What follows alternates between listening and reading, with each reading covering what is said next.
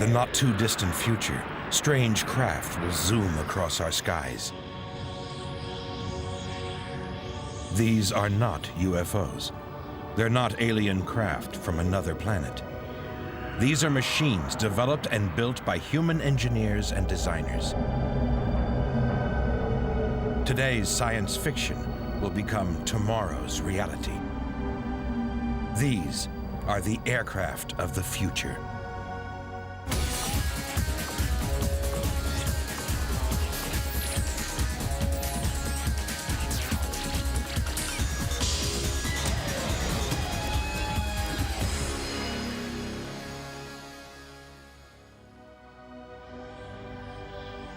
What you are about to see is a glimpse into the future of aviation. Winged aircraft as we know them will soon be a thing of the past. Aviation technology today is probably about to undergo some of the most impressive and revolutionary changes that we've seen since the Wright brothers. Across the world, designers are racing to create fantastic new aircraft that can fly humans higher, faster, and further than ever before. New military designs. Airliners that can take us to the edge of space and around the planet in minutes. And new propulsion systems that will make the jet engine obsolete forever. One casualty of this race for the future sits abandoned on an airfield. This fighter is more advanced than aircraft in service, but it is already obsolete. It was the loser in the engineering competition of the century. In 1985, the US Air Force demanded a new fighter plane, one that would incorporate the most up-to-date advances in stealth and agility. Two multi-billion-dollar designs by rival companies took to the air in a fight to the death. One was the YF-23. It had diamond-shaped wings. The other was the YF-22. The winner would become the backbone of the US Air Force, the loser a billion-dollar pile of scrap.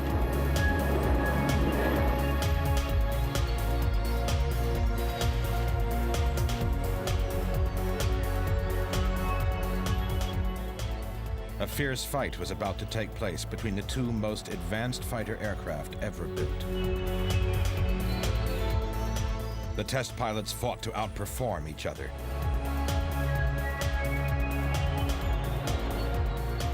But after the YF-23's wheels touched the ground, it never flew again. With its greater performance and agility, the YF-22 was chosen to take the US Air Force into the next millennium. It is a truly remarkable craft. It will be able to reach speeds and perform maneuvers far beyond the reach of the present frontline fighter, the F-15. Even though it doesn't look enough radically different from all other airplanes that have been built, it is very much different. The engines, the airframe are all tuned to go fly around supersonic, and it'll be the most maneuverable airplane that's ever flown there. The key to the YF-22's success is in its advanced composite materials. These absorb radar and give it the same signature as a small bird. Its tail fins sweep back behind the engines to shield the jet exhaust from heat-seeking missiles. To preserve its smooth outline, its own weapons are hidden inside internal bomb bays.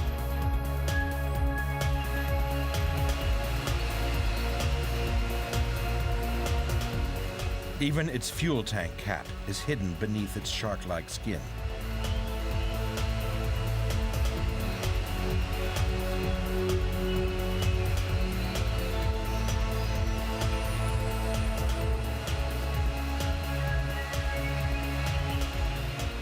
Building and testing any new fighter is a process that would be impossible without the bravery and dedication of the test pilots. This airplane's been a part of my life for the last 10 years. And getting it to this point and getting it in the air, it actually takes a lot of effort. I'm not sure I got it in me to do it again.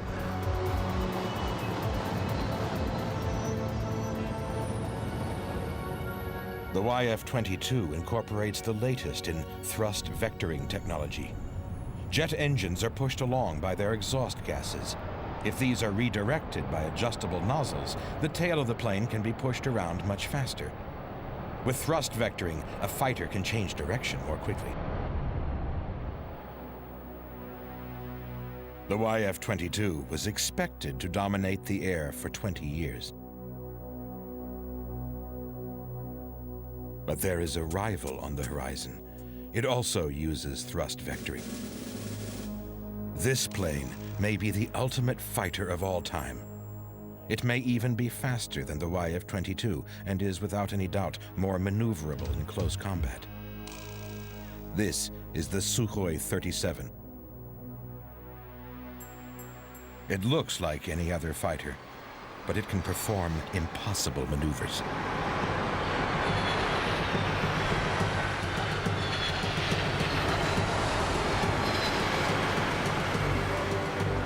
Fighter aircraft are traditionally fast, but very heavy, which makes them difficult to turn.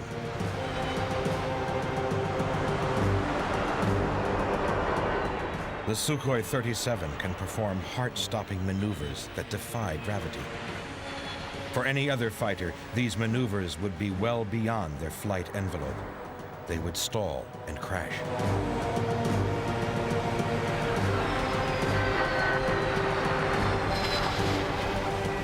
Thrust vectoring and small canard wings on the nose allow the pilot to throw the Su-37 around the skies like an aerobatics plane.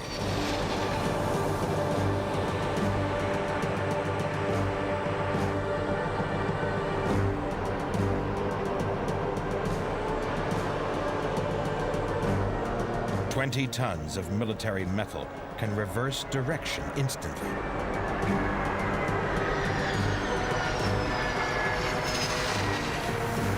This amazing agility would give it a decisive edge in combat.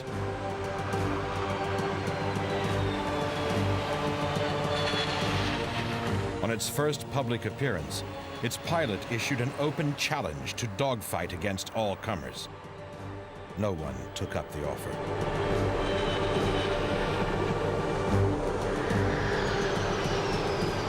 The Sukhoi is master of the skies.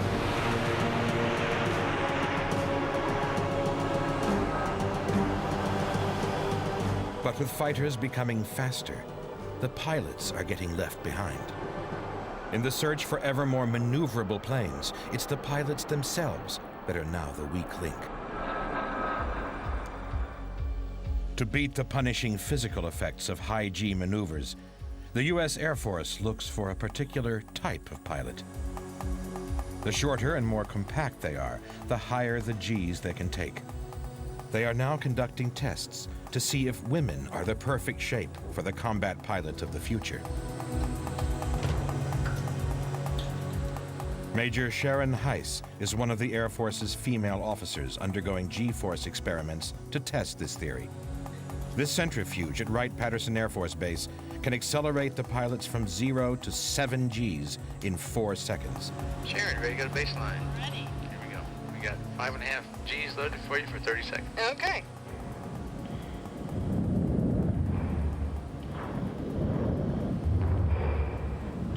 Most pilots black out at 5 Gs. As the forces increase, blood rushes from the pilot's brain towards her feet. Using special breathing techniques and inflatable pressure trousers, pilots can counter this effect and take much higher Gs than they could if they were unaided. Often as much as 11 Gs.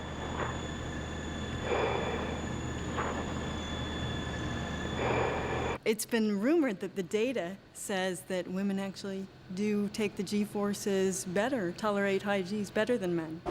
But it seems there are still physical limits on the maximum amount of Gs that any pilot can take. You're not going to fly beyond about 10 Gs on a regular basis. Pilots simply, they're human beings. They can't withstand that. What we're doing a great deal of, however, is integrating pilots in with automatic systems. They will not be able to exceed the G-forces, but they can perform a lot of functions that are too fast for pilots to perform by themselves without the help of computers. Modern cockpits are crammed with the latest computer systems. Soon, the pilot won't even need a joystick. Steer point. Move steer point. In the near future, they will be able to fly their plane by simply looking in the direction they want to go. New steer point. A low-power infrared beam shines into the pilot's eye. Flight view. By analyzing the reflection, a computer calculates exactly where the pilot is looking. Linked to a control system that can also understand voice commands, pilots will soon be able to talk to their planes.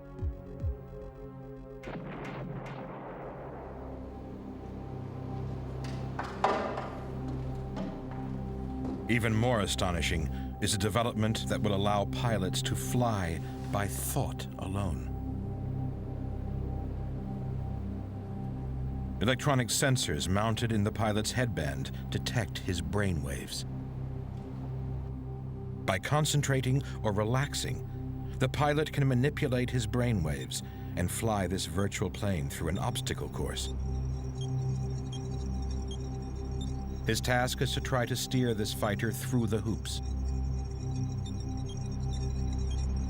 A black bar allows him to see if he is thinking left, right, or straight ahead.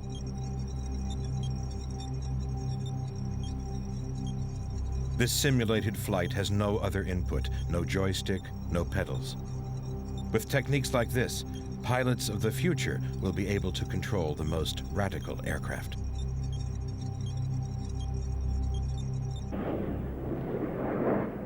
But the biggest cause of air crashes remains simple human error.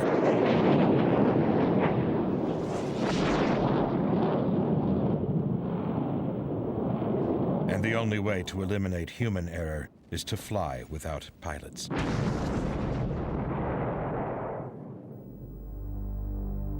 Right now, unmanned aerial vehicles are one of the biggest areas of research and development in the industry. This 6-foot flying saucer, known as Cypher, is an intelligent surveillance aircraft developed for the battlefield of the future. Powered by counter-rotating blades, it can hover or fly up to 60 miles per hour. Onboard cameras transmit live video pictures back to base. Cypher can identify and track hostile targets, from 100 tanks to a single foot soldier. It can take off, spy, and land without any control from a human pilot. Cypher's most deadly asset is its ability to float through the urban battlefield. It can peek around corners or spy through windows, searching out snipers or terrorists with highly tuned sensors.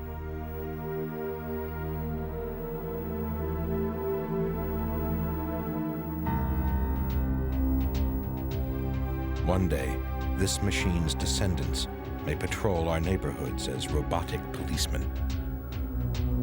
In the future, these may become the ultimate urban warriors.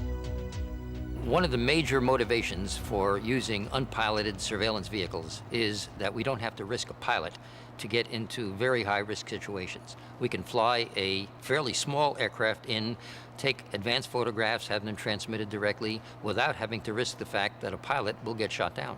If we shoot down an unmanned aerial vehicle, it costs a few $100,000 or a few $1 million, but we're not risking a pilot.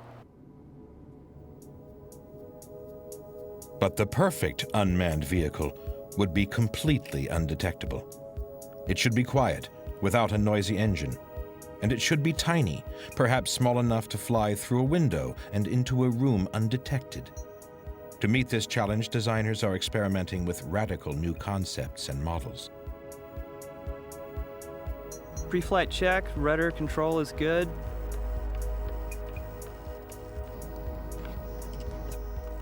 Elevator control checks, trim is good, throttle check.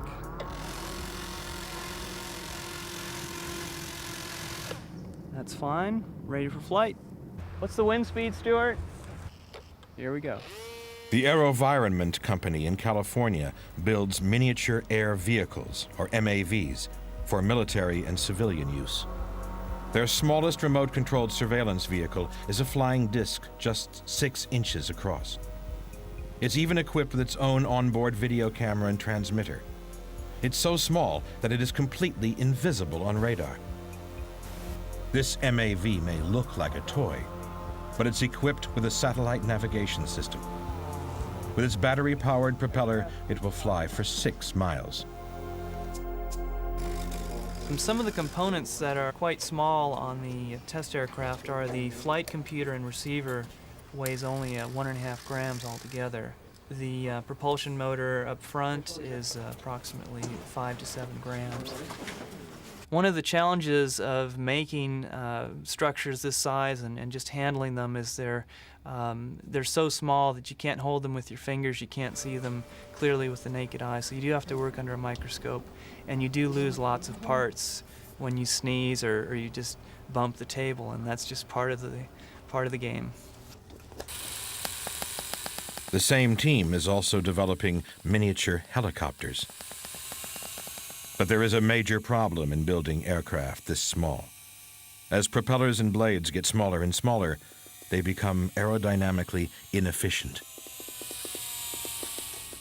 As you get down to these smaller sizes, the air molecules seem much larger relative to the wing, and the flying becomes more like swimming through water as opposed to flying through air. Because of these difficulties in aerodynamics, we're looking to nature because nature has solved all these problems with birds, dragonflies, and fruit flies. Already, flapping wing models have been constructed, but they are always highly inefficient and never generate as much lift as an insect. Duplicating the performance of insect wings is one of the holy grails of aviation. Insect wings are the most efficient lifting devices on the planet. Until recently, the reason for this remained a mystery. At Cambridge University in England, Dr. Charles Ellington has solved the puzzle of how insects generate such incredible lift. It's a quest that has taken him over 25 years. To build a good mimic of a real insect and how it moves its wings, we study films, and we came up with this, which of course flaps its wings up and down the way you would expect it to do. It also moves its wings perpendicular to that. Many insects show kind of a figure-of-8 wing motion, and we can do this with these 2 movements. Then you have to control the angle of attack of the wing, and to do a good job, you have to control it at the base of the wing and at the tip of the wing so that you can throw the wing into this cambered profile that you see on the downstroke as the wing moves down, generating lift up like that. And then, of course, you have to flip the whole thing over because on the upstroke, what you have is a reverse camber like that. So the wing's moving up, generating lift again, supporting its weight. But you have to be able to change the shape of the wing all the way from the base to the tip and from the front to the back at every moment of the wing beat. The technology needed to control and coordinate these 4 different types of wing movement is so complex that it has to be controlled by computer program. Because the model needed to study the movement accurately is so large, the speed of the wings is slowed down to 1 beat every 2 seconds. On a real insect, it would be 20 beats per second.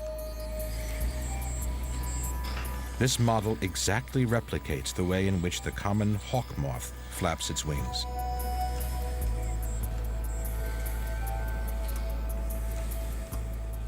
But Charles Ellington's team also discovered an unusual phenomenon. All right, let's have some smoke. By studying insect wings in smoke, they noticed an unusual vortex was created by the downstroke. This observation solved the riddle of how insect wings produce so much lift. The effect was confirmed by a live moth when it was suspended in a wind tunnel filled with layers of smoke. As the wing moves down, you've got the very thin, sharp leading edge of the wing moving through the air, and just as if you move a spoon through a cup of coffee, you see the flow swirling off that edge. It separates and just swirls up like that into a vortex. And a vortex is like a tornado or a whirlwind. It's a low pressure region of the air. Things get sucked into a tornado. And so sitting here with the vortex spinning like that, low pressure running all along the wing right here, and this low pressure sucks the wing up. And this is what's producing the extra lift on the wing and getting 2-3 times more lift out of these wings than out of conventional wings. This machine was never designed to fly.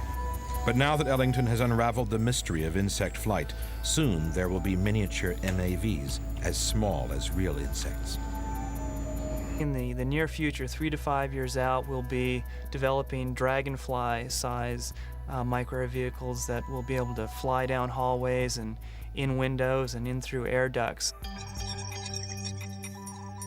Packed with tiny electronics, batteries, transmitters, and with miniature cameras for eyes, the cyborg dragonfly will be a master of disguise. With huge amounts of lift, it will be highly energy efficient, invisible to radar, impossible to shoot down. The only danger it will face will be getting swatted.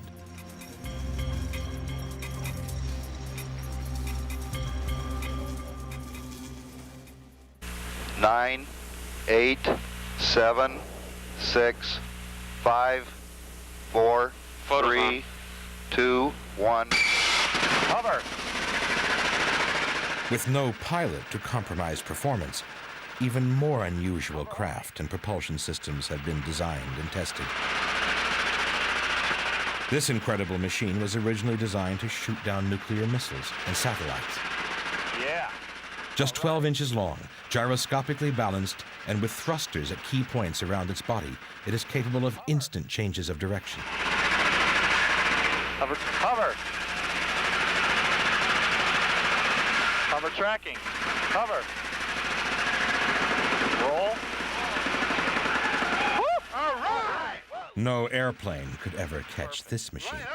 Hey!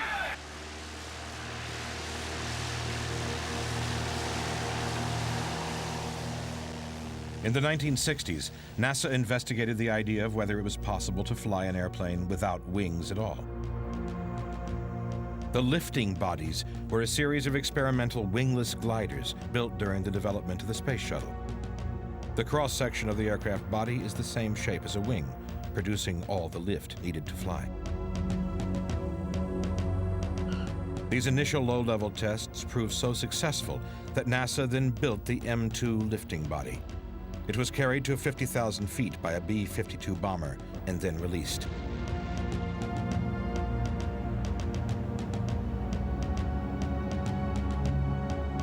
As with all radical new designs, the tests were very risky. To generate enough lift, these early lifting bodies needed to glide incredibly fast. Weighing 2 tons, the M2 sent its pilot plummeting to the Earth at over 200 miles per hour. Gliding at this speed in such an unusual shape, the lifting bodies were extremely difficult to control. On its fateful 16th drop, the M2 began to roll wildly just above the runway.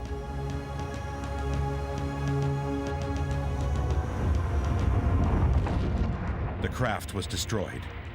It hit the ground at 200 miles per hour and rolled 15 times. The pilot survived, but the lifting body program was severely set back.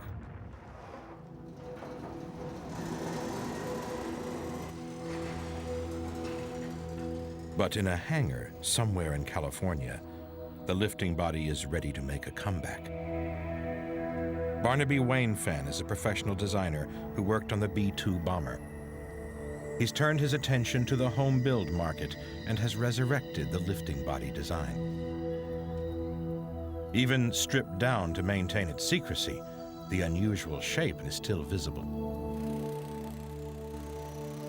The difference really between this and a conventional airplane is we've combined the functions of the wing, the horizontal tail, and the body all in one simple shape. And because it's a short kind of thick shape, it's very light. With the light weight, I don't need quite as much aerodynamic efficiency because I'm not carrying as much load. So I'm not working the air as hard to lift the airplane. It looks a bit like a stealth aircraft, but the civilian Facet Mobile is designed for simplicity. It does have some interesting characteristics, the most important of which is that it won't stall and it won't spin. And since stall and spin accidents are still a very common cause of death, actually, in general aviation, that to me was very important because I've eliminated one of the major ways that private pilots get themselves in trouble. Often mistaken for a UFO, this aircraft may lead to a whole new breed of home-built aircraft.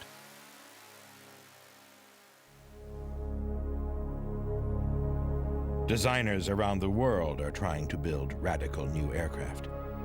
At this once secret airbase outside Moscow, Russian engineers created what looked more like a flying saucer than a plane. Called Taryelka, it was conceived during the height of the Cold War. This early secret footage shows the first scale model tests. Their methods were low-tech, but the results were remarkable. It looked impossible, but the Taryelka flew. Russian designers have a tremendous amount of imagination and great capability. They have been working under a difficult condition in recent years because they don't have much money, and therefore it's hard to get things accomplished. But some of the most advanced aeronautical and space system designs have been done in Russia. The initial tests were so successful that construction quickly began on a full-size Taryelka. Looking like a craft from another planet, it could carry up to a dozen passengers and become the new executive jet of the future. The engines are housed inside the main body. The small wings provide no lift at all. They help stabilize and steer the machine. But shortage of money from the Russian government has already caused work to stop on the Taryelka. A waterborne version was also tested.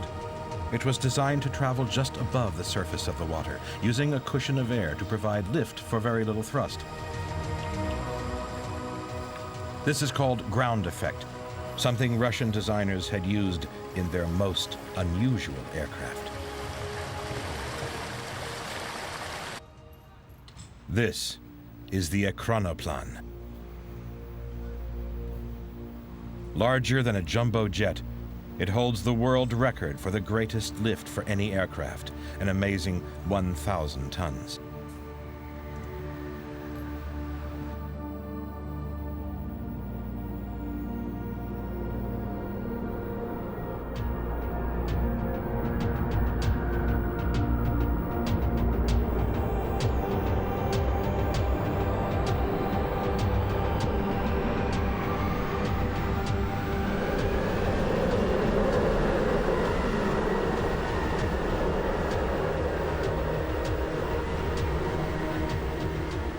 This astonishing machine is powered by 8 huge jet engines, travels at 300 miles per hour, only a few feet above the ocean, and could carry 1,000 Soviet Marines.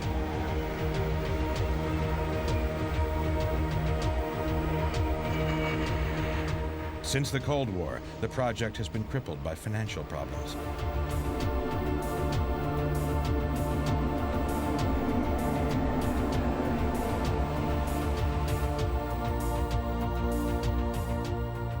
Today, the original monster sits in dry dock.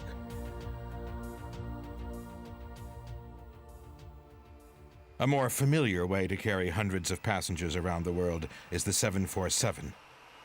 It has carried 1.6 billion people and has traveled more than 20 billion miles, the equivalent of flying the entire population of Los Angeles and New York City to the moon and back.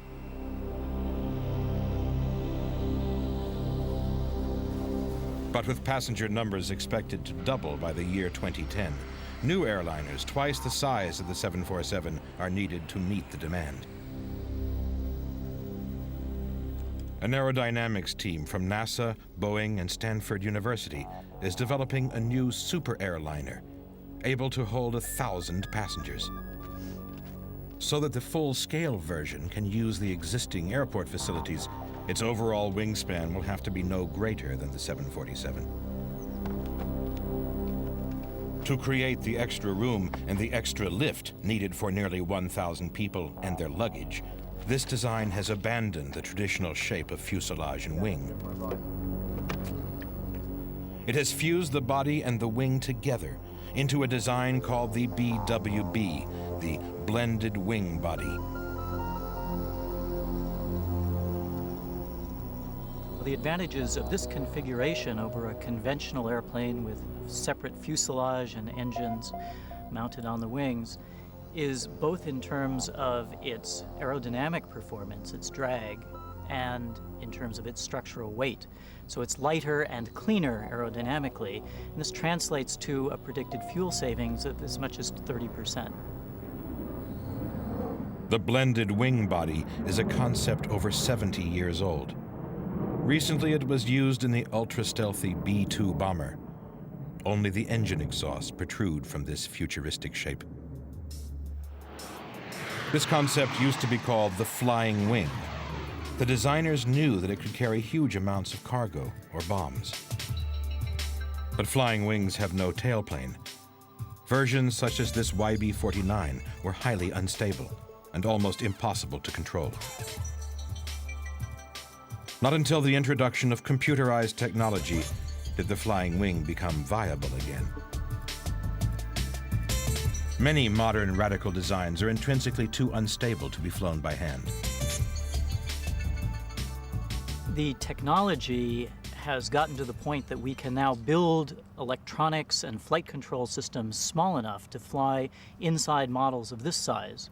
That means that we don't have to risk a test pilot on a very new idea. We can, at the very early stages of a program, build something like this and investigate the most critical and unknown issues. Onboard computer control systems are pre-programmed before each test flight. With 15 flaps and ailerons, the blended wing body needs more than double the number of control surfaces, far more than a human pilot could handle alone. The pilot steers as normal, and the computer then coordinates the numerous control surfaces.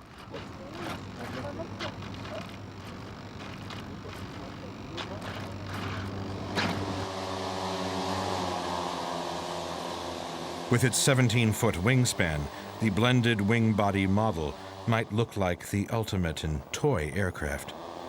Yet this design could be the shape of the airliner of the future.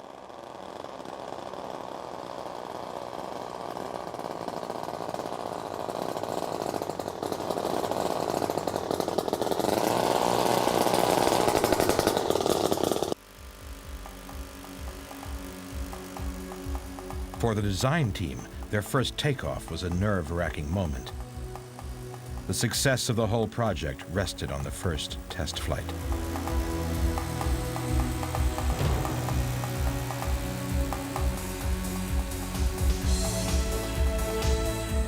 If the model crashed, 5 years of work and $4 million would be wiped out in an instant.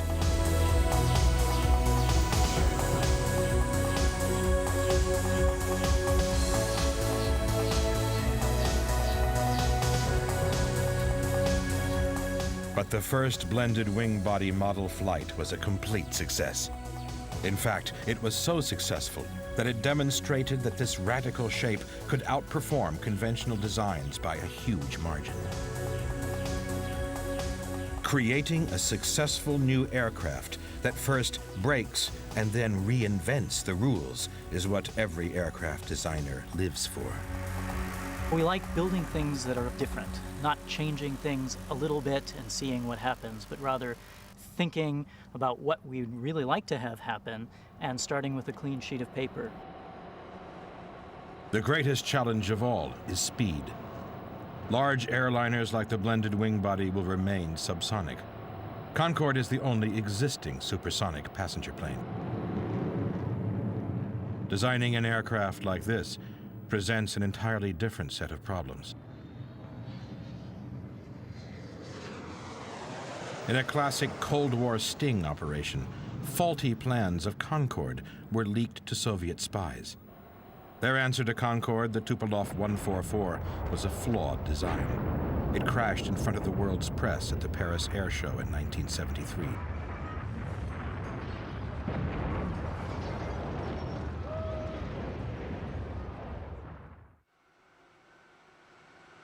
Concorde is the fastest passenger jet flying. It cruises at twice the speed of sound, New York to London in just 3 hours. But there are only 14 of them in service. They only carry 100 passengers, and they are very expensive to fuel and service. Concorde is over 20 years old. In that time, no one has taken on the phenomenal task of designing a replacement until now. NASA has recently started work on a new supersonic airliner. Known as the HSCT, short for high-speed civilian transport, it is twice as large as the Concorde and can carry 3 times the passengers. In order for an airplane to fly at over 2 times the speed of sound, it really has to be shaped kind of like a rifle bullet, long and slender. The nose has to be pointed, the tail has to be pointed to allow the air to come back smoothly together after the airplane parts it in supersonic flight. That's not a very structurally efficient shape. One of the difficulties with Concorde is that the long pointed nose severely limits the pilot's vision on takeoff and landing. The Concorde has a nose that actually droops down so that the pilot can see the runway. All the mechanical widgetry required to drop that nose probably weighs 5,000 or 10,000 pounds. If we, on the other hand, can develop an airliner which doesn't require the nose to drop down, then we can save 5,000 to 10,000 pounds and make the airplane much more economically viable. The challenge in having a fixed nose type of aircraft is that, we're asking the pilot to fly an airplane with no windows to see out front, just windows on the side. In the HSCT, pilots will have to land the airliner without ever seeing the runway. No other aircraft has ever attempted this. 300 lives will hang in the balance. The pilots will have to rely on a fail-safe system of video, radar, and infrared cameras. If you lose power, what happens to that display? What are your backup systems? How is the pilot going to respond in a failure mode situation? To test the feasibility of windowless cockpits, an unusual experiment was carried out on a specially modified Boeing 737. Installed in the hold was a blind, windowless cockpit directly connected to the aircraft's controls. Infrared cameras showed the pilots where the runway was.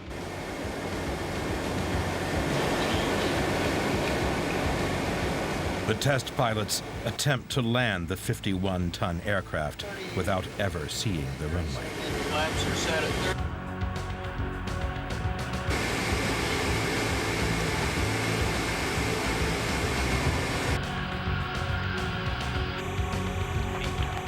Start a gentle flare. Amazingly, the tests proved that the advanced cameras and sensors could provide even better images than the human eye. Inertia.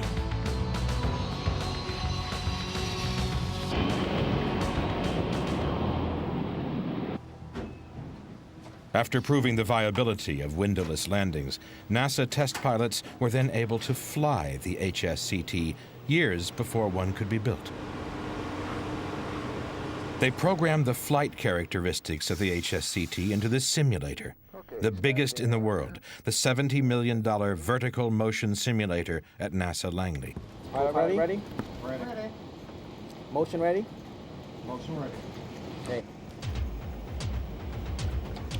Over 120 feet high, the vertical motion simulator can precisely simulate the movement of any aircraft, from a fighter to a supersonic airliner.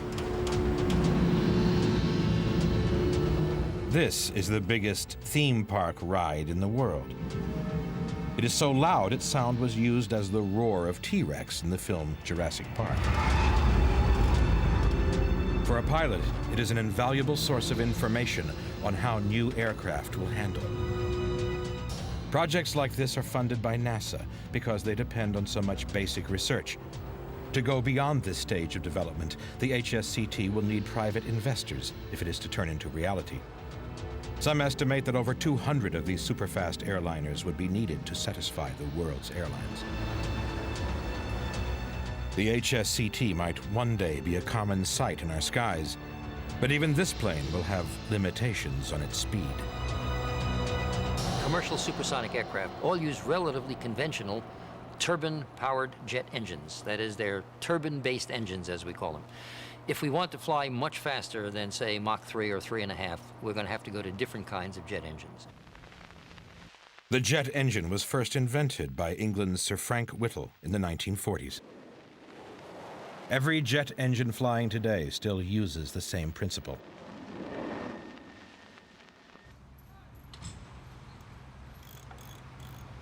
Even the biggest and most advanced jet engine in the world, the Rolls-Royce Trent 800, is little different. It can generate 104,000 pounds of thrust and hurl the largest airliners through the skies. It is so robust, it can even cope with 30,000 gallons of water an hour in mid-flight without faltering.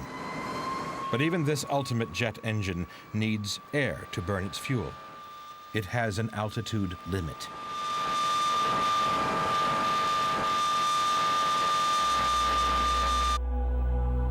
The X-15 is the fastest aircraft ever to fly. In 1967, it flew at Mach 6.7, an incredible 4,690 miles per hour, and reached an altitude of over 60 miles, the very edge of space. If an airliner could fly this high, it would experience virtually zero drag and be able to fly from Los Angeles to Sydney in less than an hour.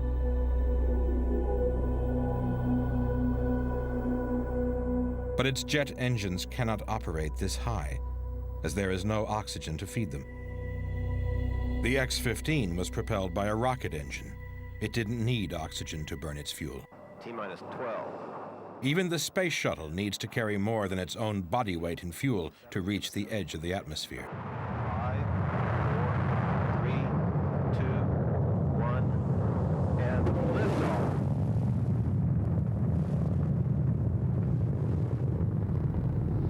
The shuttle orbiter weighs a mere 77 tons, but it has to carry 1,785 tons of fuel to lift off. If we want to build airliners that can travel as fast as the X-15 or the shuttle, we will have to develop a completely new type of aircraft, one that flies in and out of space. This new design will take off like a plane, but fly like a spaceship. An exciting new aircraft only possible because of a new type of propulsion. It's a new concept in propulsion systems, and therefore it's really a concept in propulsion systems that can enable new classes of vehicles completely unlike vehicles that we see today.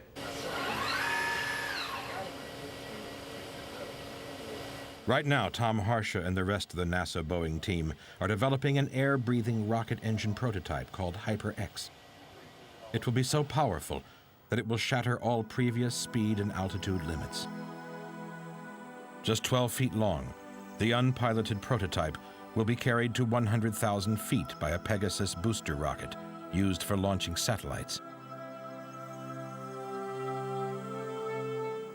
It will be released and its experimental engines ignited.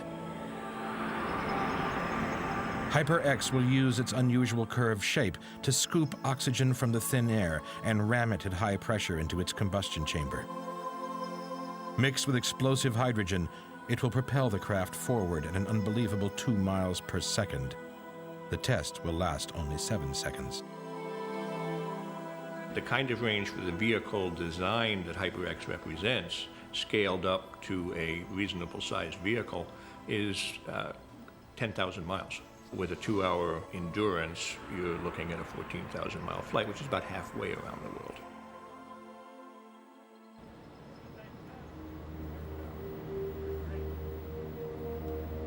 White Sands Missile Base, New Mexico. Here, tests are taking place on what might be the single biggest revolution in propulsion ever. Visionary designer Professor Lake Mirabeau is developing a saucer-shaped aircraft that flies on a beam of laser light.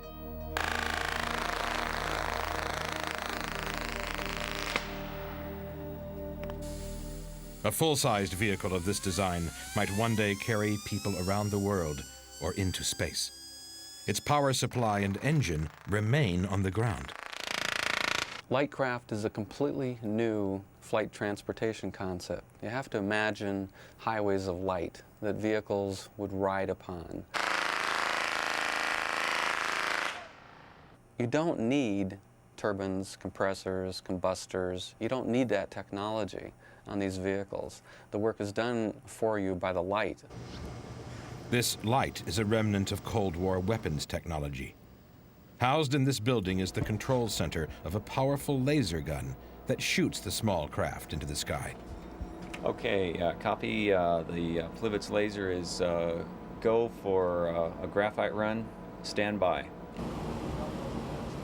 Before each flight, the laser is tested for intensity on a solid block of 5, graphite. 4, 3, 2, 1, firing.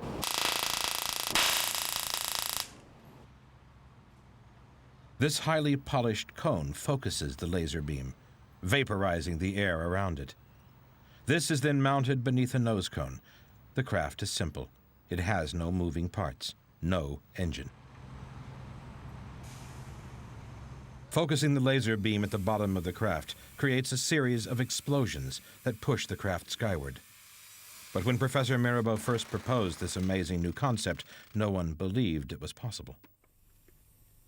There really wasn't anybody in the academic institution that I was going to that was willing to sponsor this kind of research. So I had to get into this from the back door by actually participating in the Star Wars business. In 1997, NASA financed the idea. Early tests were held indoors, but after just a few months, it was flying higher than the roof of the lab and had to be moved outdoors.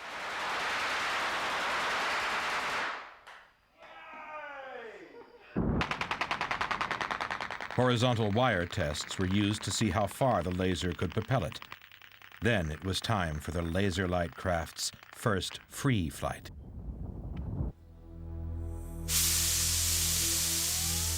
Professor Mirabeau makes it spin at up to 6,000 revolutions per minute with compressed air to keep the lightweight model balanced during its flight.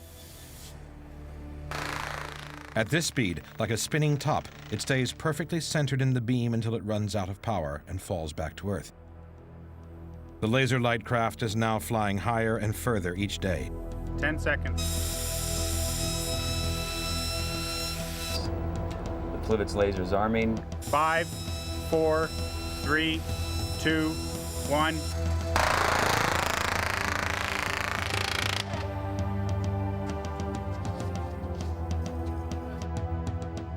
As the model lifts off, the square-shaped laser beam is focused to maintain its power and effectiveness.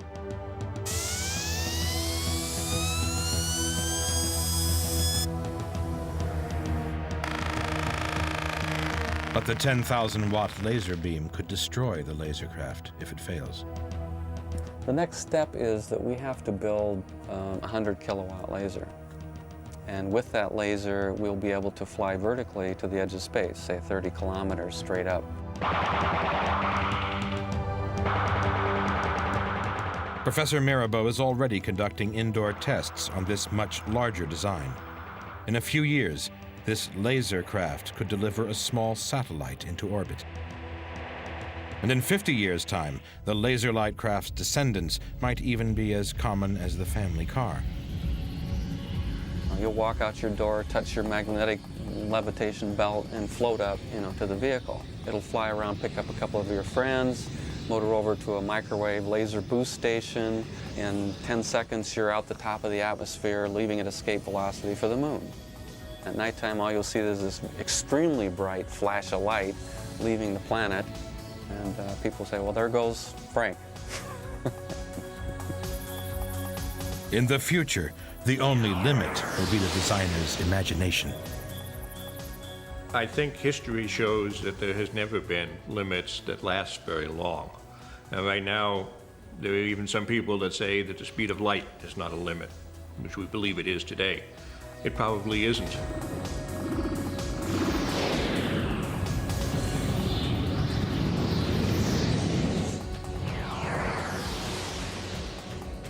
The technologies that will make these amazing vehicles possible are already available.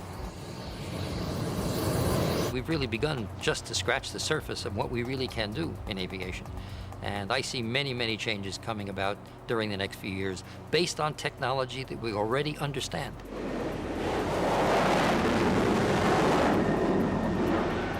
All around the world, new developments are taking place in propulsion, avionics, and aerodynamics. Developments that will take us far beyond the limits of conventional aircraft.